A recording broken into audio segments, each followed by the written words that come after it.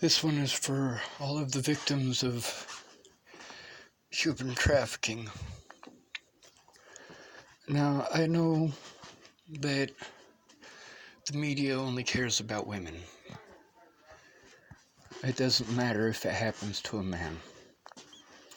When it happens to a man, they don't care. They tell him he wanted it, needed it, chose it, deserved it, or it didn't happen. But for those of you boys out there going through this video is for you too. There are a lot of victims of human trafficking, including by the police in the state of Colorado, and I've been speaking out about this for years. A lot of people have, and we get ignored.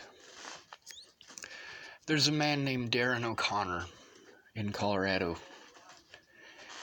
He was aware of the abuse that I endured.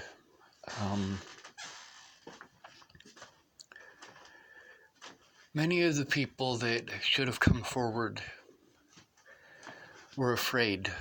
They were afraid because police are crooked as all fuck, especially in the state of Colorado.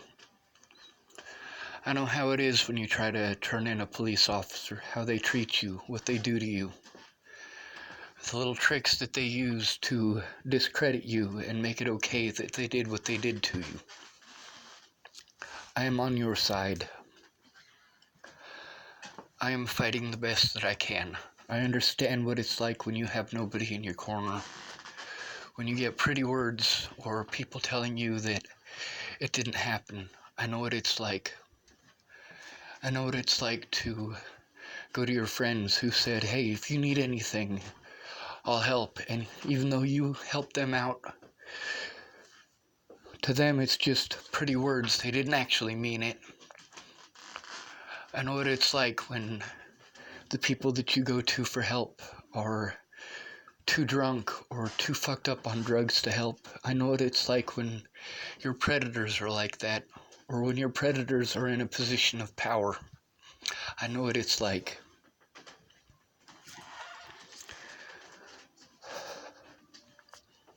In the state of Colorado, the things that I spoke out about for years and years and years, and I was ignored because nobody cared.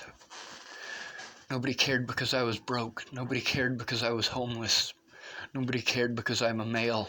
Nobody cared because I'm not attractive. These are things that predators look for. They look for homeless people. They look for former foster children because they know that there's no family in your corner. I know what it's like for people to lie to your face and turn their backs on you when it comes to keeping their word. I know what it's like. I'm fighting for you best I can. The way that I was pegged and tagged before Natalie Bollinger was killed had me threatened, harassed, and assaulted, incarcerated repeatedly for trying to speak out. I know what it's like. We the people means we. A lot of the people who said that they would come forward never did. A lot of the people that I thought were my friends who said that they were going to help, and they would only help if I did what they wanted, and what they wanted was a waste of time. But I did what they wanted because they promised to help, and they never came through. While my name was slandered, while I was assaulted repeatedly, while they could have done something and did absolutely nothing. I know what it's like. I know what it's like when they abuse you and you try to tell on them and they transfer you to another jurisdiction. I know what it's like. I spoke out about CPS and what they're doing in the state of Colorado. And since then, since Natalie's death, CPS has been in the news for what they've done. I spoke out about how the hospitals treat us when we try to turn in the police, how the term mentally ill is used. I spoke out about the cutters, about how they try to tell on their abusers, usually their dad, and mommy doesn't care. So they cut themselves. And instead of listening, they're cutting themselves because they need to be heard. But instead of being heard, they get locked up on suicide watch and nobody hears them. I know what it's like. No, I don't cut on myself. Girls start cutting themselves at 5 times the rate of boys, starting at the age of 15. Boys start killing themselves at 5 times the rate of girls, starting at the age of 15. Boys are told they just have to man up. You just have to man up. I am manning up. I'm telling on these predators. I'm telling on these criminals. I can't see my loved ones in Colorado, and many of them hate me because of slander I was never allowed to defend myself against. Court dates I was never allowed to go to. Was prevented from going to illegally. While they were having court without me, I was being assaulted by police officers in jails across the state of Colorado. Not just police officers, but also inmates. I was never allowed an honest day in court. I was never allowed to show evidence. Police officers repeatedly stole my evidence, repeatedly, and would not look at it. They were able to cut out the parts where I was abused. Because that doesn't matter. It doesn't matter that the things that I did were reactions to abuse. Long-term abuse. See, this abuse didn't start when Natalie died. This abuse did not start a year before when Natalie lied about me. This abuse started as a child when my family proved that they cared more about drugs than their own children.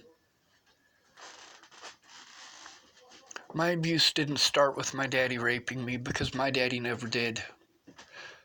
Alicia Bollinger's dad is an incestuous rapist who deserves the rest of his life in prison. The police have raped many people in Colorado, including Teresa Massilia and Crystal Beauchamp. When I tried to tell the police what was going on, whether I was incarcerated or not, they blew me off, shoved me away. Even the public pretenders refuse to do their jobs because they get paid whether they win or not. There is no incentive for them to win. They just want to get their cases and caseloads off of their desk. The United States victimizes the most abused people in America.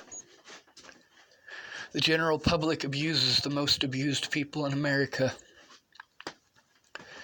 They blame the victims, and that is a fact. I am on your side. I'm not willing to kill people, but I am willing to die to protect you. Many of the people who claimed that they were going to help, it didn't occur to them that I didn't have the money to keep showing up for them not to keep their word. Repeatedly, police officers went out of their way to be hostile towards me for trying to turn in abusers, including my own. Waylon Lolatai is an officer with a history of abusing, the homeless. He's not the only one. Boulder, Colorado is a rich town. Rich people don't want to see poverty. They want to see pretty. I know what it's like. I know what it's like to speak out and be turned down.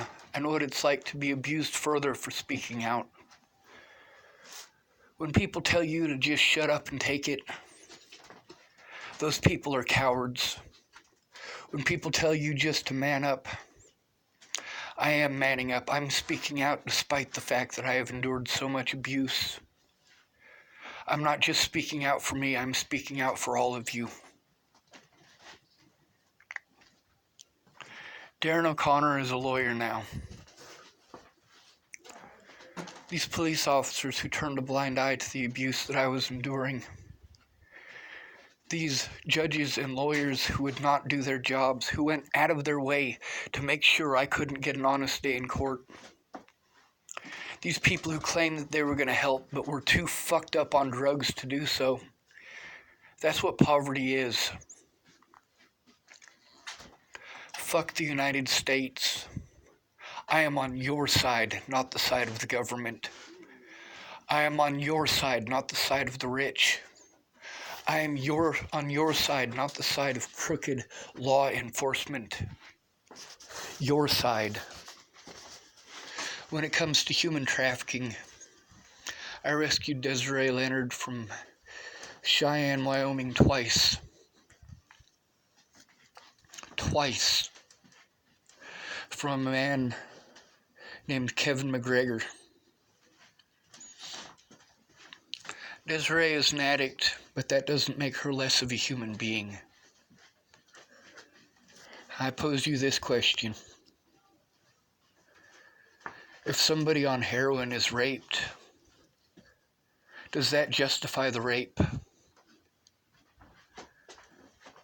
If someone on methamphetamines is killed, does that meth use justify that killing?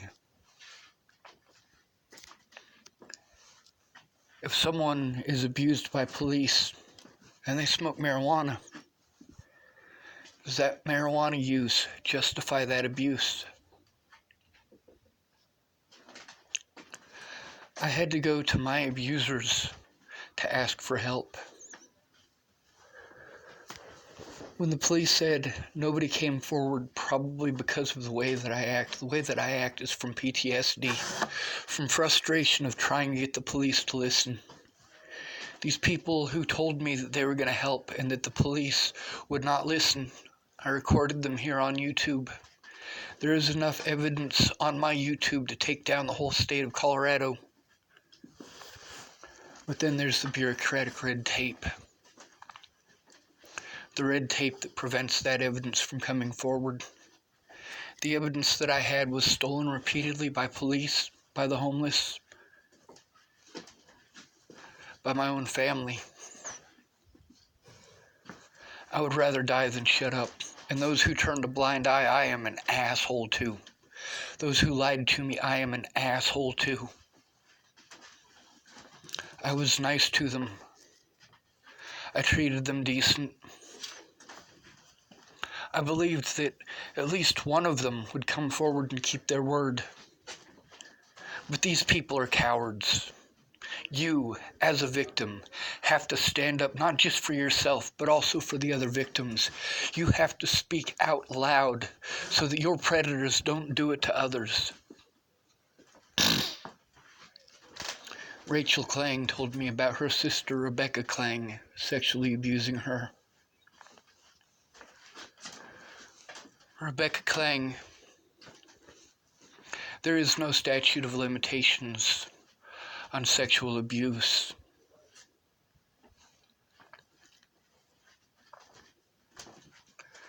There are a lot of people who are afraid to turn in their predators because their predators are family. They don't want their family to hate them. I understand that. These people who I went to for help, they gave me their reasons. They gave me their reasons why it is that they were not allowed to help.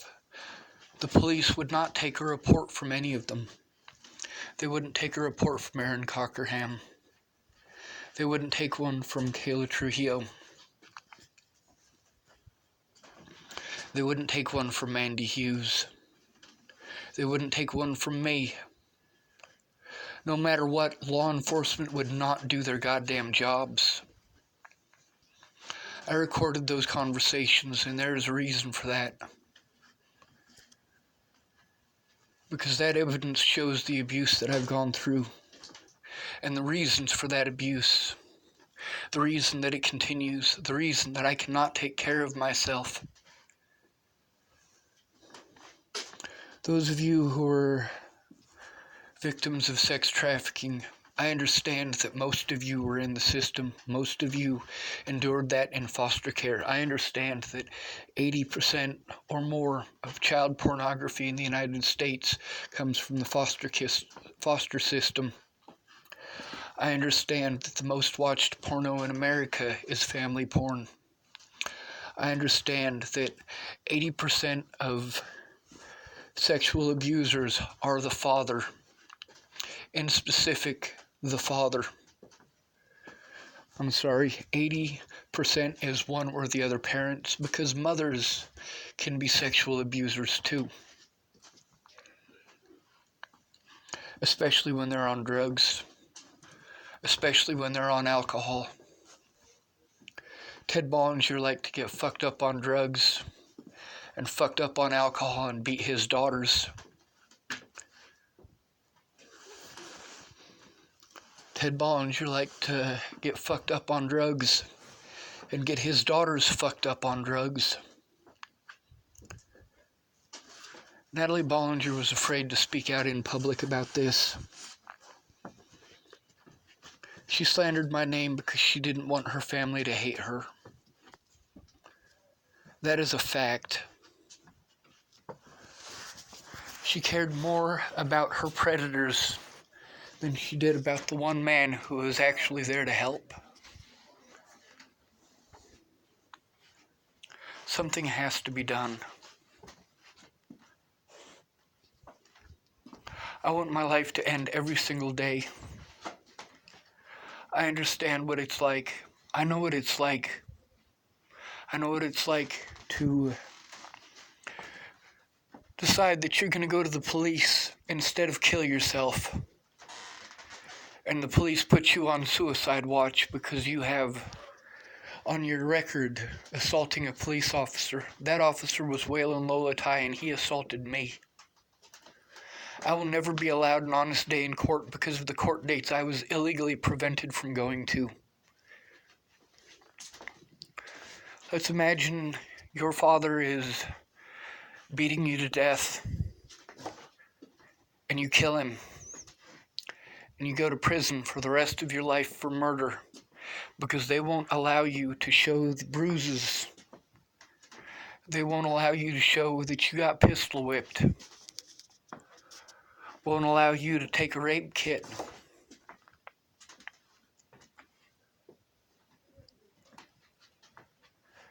Something needs to be done. We, the people, need to stop being fucking cowards. My voice isn't heard. Not by anybody who cares enough to do something.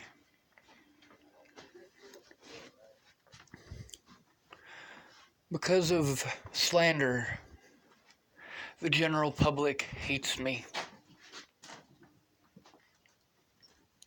I was never allowed to defend myself against that slander, and as a result, I am always unsafe. I have people who threaten my life and threaten to assault me, and people who actually do so. The police have told me repeatedly here in Chapel, Nebraska, just to give them a call. They'll come and report it, take a report, but they don't. I called the police on several occasions since I've been back in Chapel, Nebraska, and they've done nothing. They haven't shown up. When they did show up, it's because of suicide watch. And the only thing that prevented them from taking me and doing to me what it is that they have done on 3 occasions already, just here in Chapel, Nebraska, is the fact that I was able to record it. I've recorded a lot of the abuse that I've endured. The way that I am treated for trying to turn in my abusers is abuse. And I will speak out for me. I will speak out for you. I will speak out for Natalie Bollinger and Alicia Bollinger. I will speak out for Rachel Klang. I will speak out for the victims, even if they're too afraid to come forward.